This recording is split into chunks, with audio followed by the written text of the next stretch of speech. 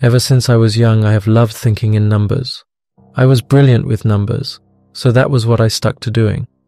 I excelled in my math classes all throughout my childhood, so much so that many of my math teachers gave me advanced lessons to keep me on my toes. But it was never a problem with me. I could fix the errors and solve the problems, but that was only a small part of how my brain worked. I'm always counting things, everything to be exact. I can't go throughout the day without numbers rolling through my head. When I wake up, I count my fingers and toes. In the shower, I count the square floor tiles. At breakfast, I count how many pieces of cereal are on my spoon before placing it into my mouth. On the way to town, I count the amount of cars I pass. Some of you may think that this little habit is strange, but it has always been a part of who I am. I always remember these numbers as well. In fact, I can tell you right now that there are exactly 30 socks in my drawer, 15 pairs if you want to count them that way. I know that there are 8 eggs left in the carton in my fridge, 6 pieces of bread in the box, 11 icons on my computer desktop, 3 freckles on my hand.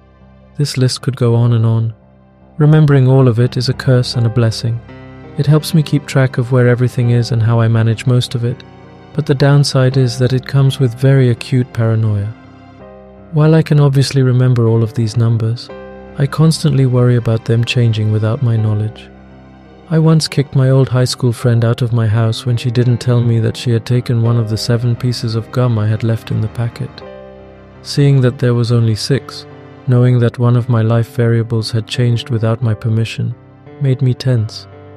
There wasn't much social interaction in my life. People were too hard to count and keep track of. They moved too much, changed too much. They made my numbers unstable and I could never keep track of all of them. So, for the sake of my sanity, I worked from home and lived in complete isolation.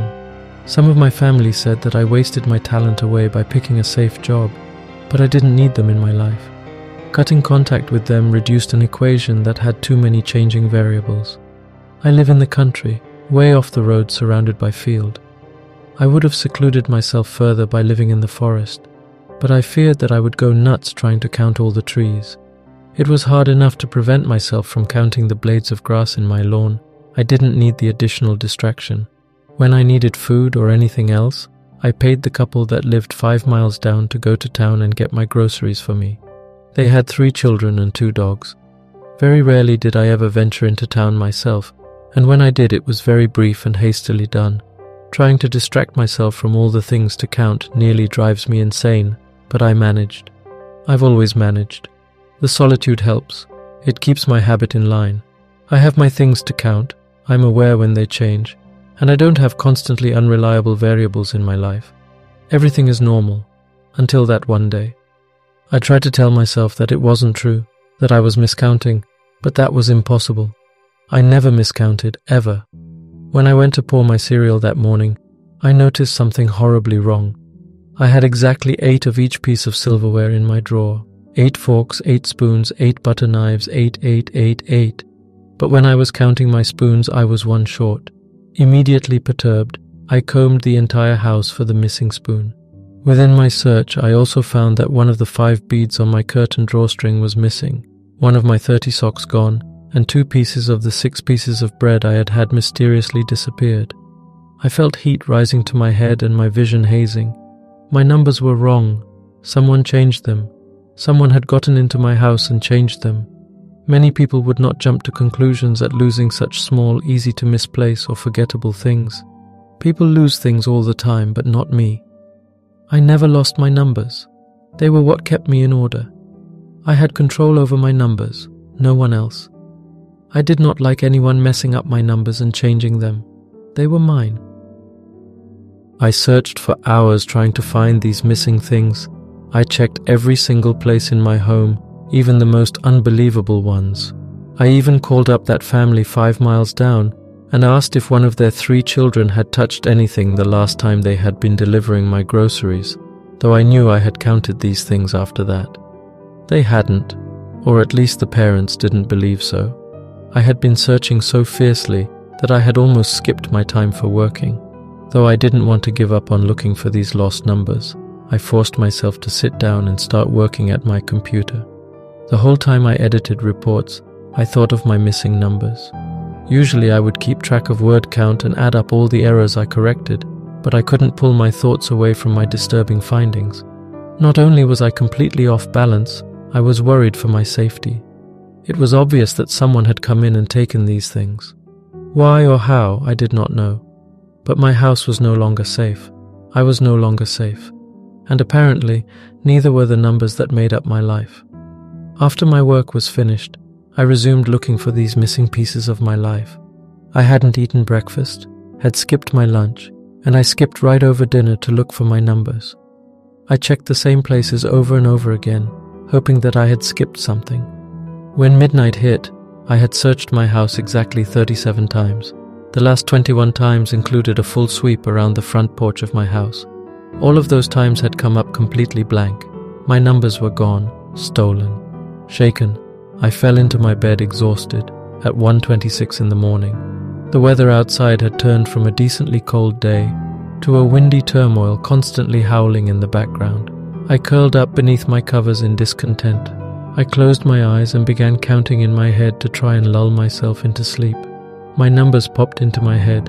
I was discontent thinking over how they'd changed. Just as I had begun to fall asleep, I heard my old house groan against the wind pushing outside. My eyes snapped open, and I began to count the amount of creaks it made. 1, 2, 3. When daylight shined through the window, I was still staring at ceiling. The wind died down after an hour, but I had kept counting. I could hear it in my head, and I had to keep counting. Everything needed to be counted. How many times I blinked, breathed, moved, it needed counted. Everything needed counting. 56, 57, F58. My alarm clock suddenly went off, but I didn't even blink. The numbers in my head started over, counting the amount of beeps going off in the background. I got up, but I didn't turn off the alarm. I kept on counting as I collected clothes for the day.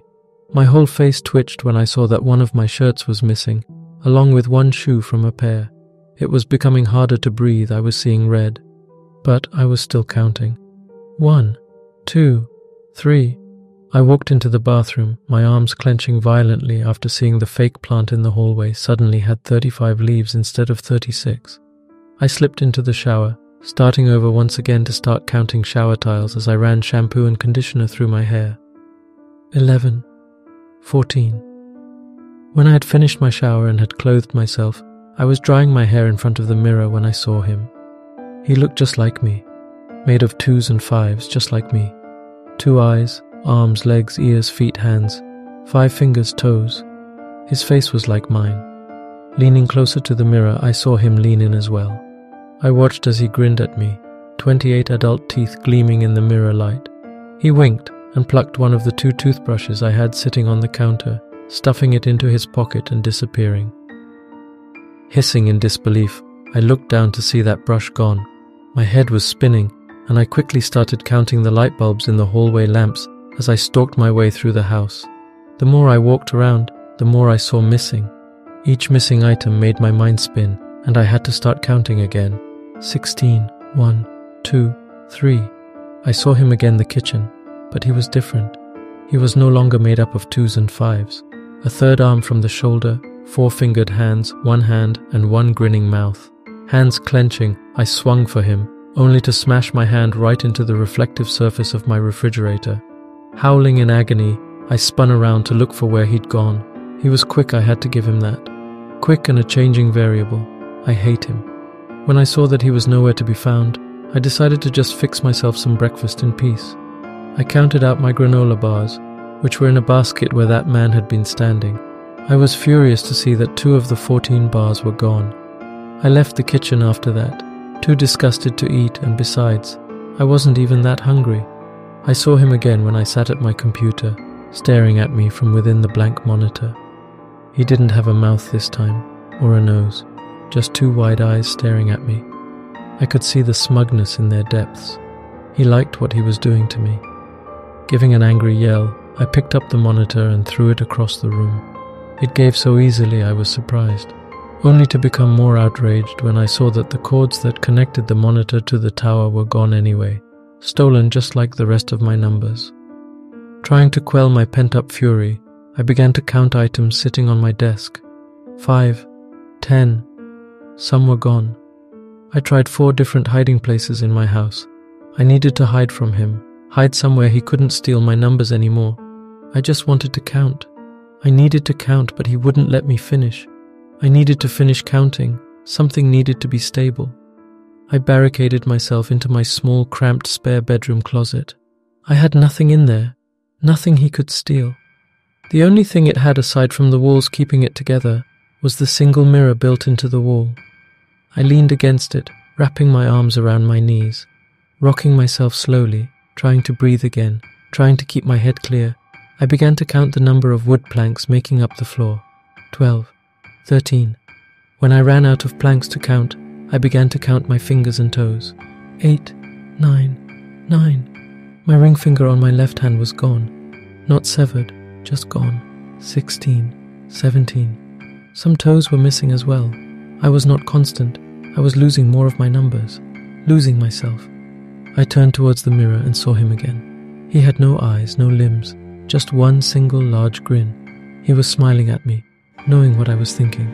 I craned my head back slowly, watching him do the same. Once I was back far enough, I rammed myself straight forward, smashing my head against the glass of the mirror. 1, 2, 3. I could feel 5 glass shards in my face. I felt my head throb 4 times before I began to slip under. The 3 crashes of shattering glasses played in loop through my head. 2 times my vision blurred before going black, and only once did I smile, knowing that I had finally solved the biggest equation of all.